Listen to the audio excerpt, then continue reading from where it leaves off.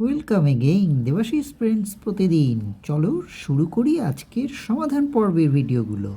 তোমরা যারা আগের এপিসোডের সমাধান ভিডিওগুলো সম্পূর্ণ দেখেছো তাদের আন্তরিক অভিনন্দন ও ভালোবাসা জানাচ্ছি।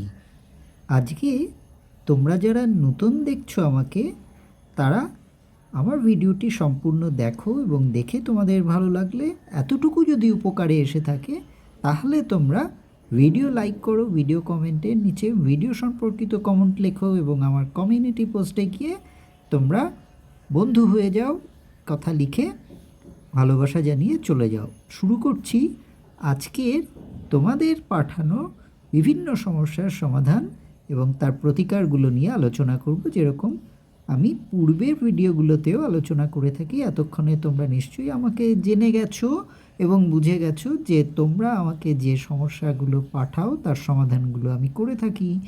আর আমি আয়ুর্বেদ মেডিকেল সায়েন্স নিয়ে পড়াশুনো করি, গবেষণা করি, আর তোমাদের জন্য সবথেকে বেস্ট পসিবল ওয়েজ কী আছে মেডিকেল সায়েন্সে সেটা নিয়ে আলোচনা করি এবং তার সমাধান বাতলে দিই। Friends, I have taken a lot of doing. Do come here, So please like the video. Jhuma blogs থেকে দি প্রশ্ন করেছো যে ইমিউনোসেলুলার থেরাপি কী জিনিস। প্রশ্নের উত্তরে জানাচ্ছি, যে কোনো ক্যান্সারের ক্ষেত্রে ইমিউনোথেরাপি প্রচলিত। সেক্ষেত্রে শরীরের কোনো নির্দিষ্ট অণু বা মলিকিউলের বিরুদ্ধে ওষুধ প্রয়োগ করা হয়। এই প্রক্রিয়ার সবচেয়ে সুফল হলো কেমোথেরাপির থেকে এর পার্শ্ব প্রতিক্রিয়া খুবই কম এবং নির্দিষ্ট করে দেওয়া ক্ষতিকর মলিকিউলের বিরুদ্ধেই এটি কাজ করে। সুতরাং এই থেরাপির আবার নির্দিষ্ট কিছু পার্শ্ব প্রতিক্রিয়া থাকে, যেমন শরীরের রোগ প্রতিরোধের ক্ষমতা মারাত্মকভাবে প্রভাবিত হতে পারে এবং ওষুধ প্রয়োগ করার সময় শরীরের সাময়িক কিছু সমস্যা হতে পারে। বুকে ব্যথা, হার্ট রেট ও পালস বেড়ে যেতে পারে, নিউরোলজিক্যাল ও অ্যালার্জিও হয়। অনেক রোগীর শরীরে রোগ প্রতিরোধ ক্ষমতা একেবারেই তলানিতে এসে দাঁড়ায়। এই সব ক্ষেত্রে সমস্যাগুলো সাময়িক হলেও এদের কিন্তু চিকিৎসা রয়েছে।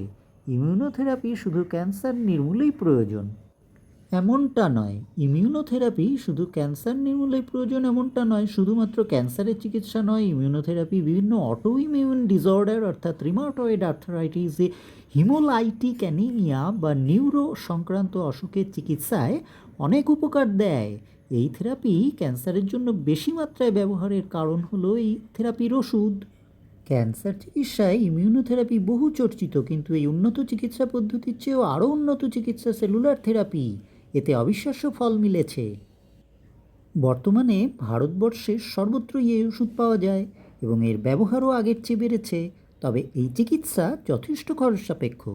একই বন্ধুরা, তোমরা 3 মিনিটের ওপরে ভিডিও দেখে ফেলেছো, এখনও লাইক করোনি, চটপট লাইক করো, ঝটপট লাইক করো এবং ভিডিও সম্পর্কিত কমেন্ট করতে থাকো। আর চ্যানেলটি সাবস্ক্রাইব করে দাও নতুন বন্ধুরা যারা আমায় দেখছো।